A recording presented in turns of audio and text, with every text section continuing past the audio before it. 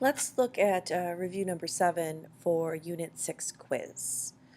And again, I have my 4 tips that are aligned to watching these videos and then doing, the practice.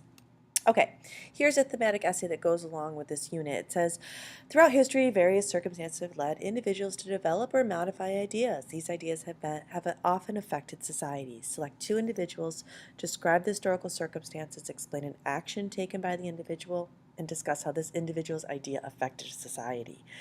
So you got to explain what's going on before, what that person tries to do, and how that person had an effect. Here are some examples: Pericles, Martin Luther, Queen Elizabeth I, Toussaint Louverture, Karl Marx, Mohandas Gandhi, Jomo Kenyatta, Mao Zedong, Mikhail Gorbachev, and Mother Teresa. Let's look at Napoleon, from Napoleon to World War I and World War II. Napoleon rises to power. He is much beloved. He gives reform and stability. He builds an empire. Then he goes into Russia, which is a very bad mistake. Then he falls from power and he loses the Battle of Waterloo. And then the conservative forces meet at the Congress of Vienna and they have some goals. Their goal is the balance of power, to return legitimate monarchs to the thrones of the European powers, contain France or any aggressive nation, and they are very conservative. And they do keep peace in Europe for probably the longest time that Europe has seen up to that point. Part of the main causes, though, that lead to World War I is the N of the main causes, and that's nationalism. Italy unifies in 1861, and it unifies by the struggles of these 3 men. Giuseppe Mazzini, pictured here, is the heart, and Camillo Cavour is the brain, and Giuseppe Garibaldi in his red shirt army is the sword. And together they think and they act and they lead men to unify the Italian city-states. And so we get this new country of Italy that's no longer a geographic expression, but a country. In Germany, of course, the unification and nationalism is led by Otto von Bismarck, a Prussian. And of course, he wants to drive the Austrians out. And his slogan is through blood and iron. Blood, war, iron, industry. So he is able to fight 3 different wars, the last being the Franco-Prussian War, in which he basically defeats the French so bad that the people of Paris are reduced to eating rats. And he doesn't care about the Enlightenment. He doesn't care about conservatism. He cares about real politic. He says, let's do whatever is necessary to achieve our goals. After Bismarck unifies Germany, Germany leads the Second Industrial Revolution, and that is why they are so ready through military technology, industrialized technology, to fight World War I. The Berlin Conference is the I of the main causes, imperialism. And in 1884, led by Otto von Bismarck, basically the European powers scramble for colonies in Africa, which is shown here. And they don't care that the Africans have tribal boundaries or tribal issues or anything. All they care about is getting natural resources and markets for their industrialized goods. In Asia, it's called spheres of influence. China isn't carved up as much as Africa, but England, Britain here, pictured in orange, the yellow of France, the purple, Japan, the green of Germany, the red of Russia, they all control areas of China. They carve it up into spheres of influence, an area where foreign control controls trade or natural resources, and no other nation can be in that sphere of influence, nor does China have any control over its country, which is going to lead to things like the Boxer Rebellion when they yell, "Foreign devils, get out!" Of course, the Boxers, pictured here, are squashed by the Chinese military and the English and the French military because the Europeans want to keep their sphere of influence, but it does show nationalism. In the Middle East, we have the beginning of a European movement led by a guy named Theodor Herzl in the 1890s that promotes Zionism, and he promotes that Jews should move to Palestine. Imperialism is in Africa, it's in Asia, it's in India, it's in Europe at this time.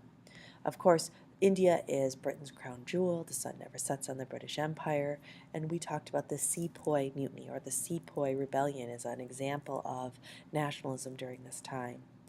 And of course, in Europe, they'll justify it with their idea of nationalism and social Darwinism. Their White Man's Burden poem, Rudyard Kipling, he discusses this, and their need for natural resources and raw materials in general because of the Industrial Revolution. Here in China, you really should start the first bullet with the Opium War.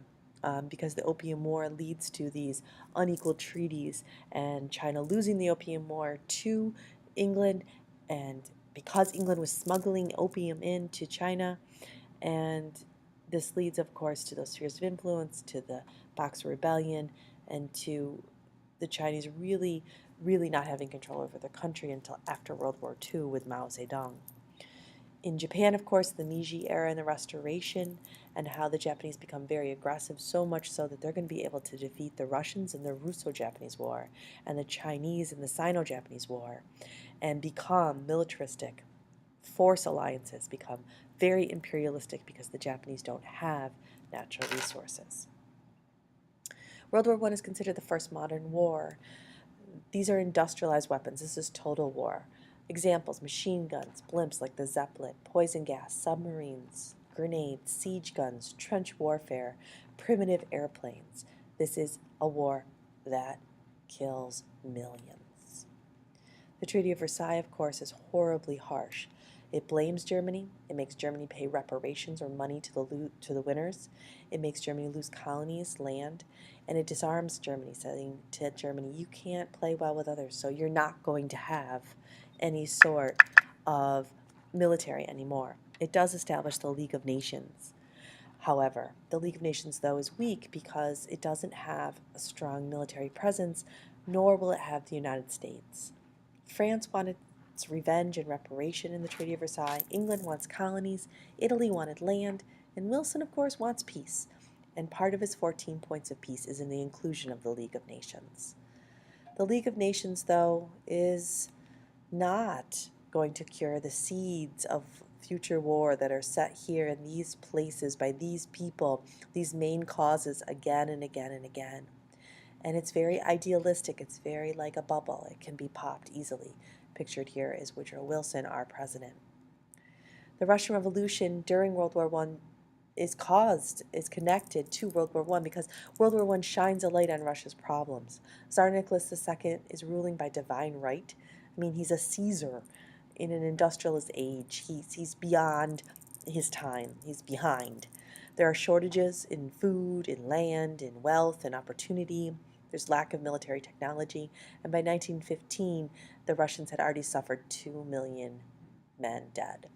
The Bolsheviks is the political party that leads this revolution, and they're led by Vladimir Lenin, who promises peace. I'll get you out of World War I. Bread, I'll get you food. Land, I'll get you new wealth and opportunities. This leads to a civil war. Lenin and the Bolsheviks win. Lenin signs the Treaty of Brest-Litovsk with Germany, saying once Germany wins World War I, which of course they don't, the Soviet Union would divide up Poland and share the boundaries, basically, with Germany. And we know that Lenin will institute the new economic policy because he needs some private ownership, because communism is very forced, and private ownership will create a supply and demand. Of course, Lenin dies in 1922, and so then Stalin comes to power. Stalin here, pictured here, is the totalitarian communist dictator before World War II. And he will use purges, 5-year plans, which is good and bad. He will kill the kulaks, which are the peasant class. He will create a forced famine in the Ukraine, killing 7 to 10 million estimated Ukrainians by starving them to death. He will use cult of personality and propaganda. Of course, in Italy, you have Benito Mussolini. He's extremely charismatic, and he will rule by promising to return Italy to the grandeur of Rome. Mussolini is always right. Hitler will use the Treaty of Versailles to his advantage, and he will promise and deliver jobs. He will promise and deliver food. He will be a man of action, and so he will use Totalitarianism and fascism, these two fascist men, will use a lot of fulfilling promises to get their goals. All right, let's practice. One similarity between Russia under the Tsars and the Soviet Union under Joseph Stalin is that in both types of government, these leaders tried to reduce their nation's influence in world affairs, developed policies to limit industrial growth, supported the creation of a national church, or established an authoritarian form of government. You're right, 4 is correct. The Russian peasants supported the Bolsheviks in the 1917 revolutions mainly because the Bolsheviks promised to establish collective farms, maintain the agricultural price support program, bring modern technology to Russian farms, or redistribute land owned by the nobility. Think peace, bread, and land. 4 is right. The harsh conditions imposed by the Treaty of Versailles after World War I helped lay the foundation for the rise of fascism in Germany, uprising during the French Revolution, divisions of Korea along the 38th parallel, Bolshevik Revolution in Russia. Of course, it's the rise of fascism in Germany. In Eastern Europe after World War I, the greatest obstacle to national unity in many nation-states was the great ethnic diversity found in the region, economic dependence of Eastern Europe on Japan, acceptance of democratic traditions by most Eastern Europeans, or expansion of United States influence in the region. It is number 1. In other words, nationalism. Which policy best demonstrates appeasement? Is it the British policy towards Germany during the 1930s, the Japanese policy towards China in the 30s, the Spanish policy towards Native Americans during the 1500s, or the German policy towards the French during World War I? It is the British policy of appeasement of Germany.